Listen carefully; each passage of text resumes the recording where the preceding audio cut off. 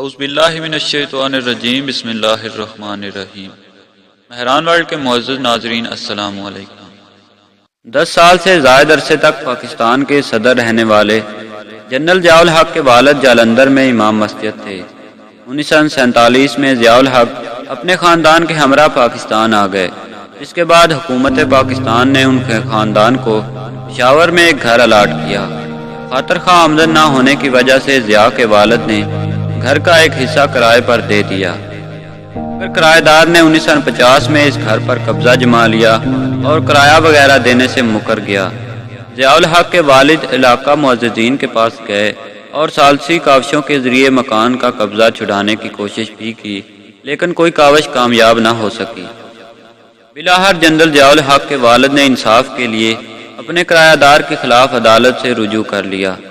عدالت میں مقدمہ چلنا شروع ہوا۔ سالوں کے سال بیتتے چلے گئے اور اسی دوران ضیاء الحق آرمی میں بھرتی ہو گئے۔ بریگیڈیئر سے میجر جنرل، لیفٹیننٹ جنرل اور آرمی چیف جنرل ضیاء الحق بن گئے، لیکن ان کے مکان کے مقدمے کا فیصلہ نہ ہو سکا۔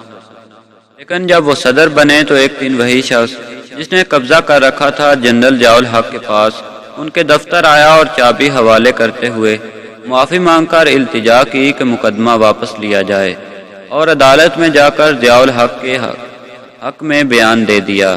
یوں یہ مقدمہ اپنے انجام کو پہنچا۔ اسی کے ساتھ ہی آج کی ویڈیو کا اختتام ہوتا ہے۔ ویڈیو پسند آنے کی صورت میں ویڈیو کو لائک کیجیے، اور اگر آپ مستقبل میں ایسے ہی دلچسپ ویڈیوز دیکھنا چاہتے ہیں تو ویڈیو کے نیچے دیے گئے سبسکرائب کے بٹن کو دبا کر ہمارے چینل کو سبسکرائب کیجیے، اور ساتھ ہی گھنٹی کے بٹن کو بھی دبا دیجیے تاکہ جب بھی ہم کوئی نئی ویڈیو اپلوڈ کریں تو اس کی اطلاع آپ کو بر وقت مل سکے۔ ہماری اگلی ویڈیو آنے تک اپنا، رشتہ داروں اور گرد و نواح کے تمام لوگوں کا بہت سا خیال رکھیے۔ اللہ حافظ۔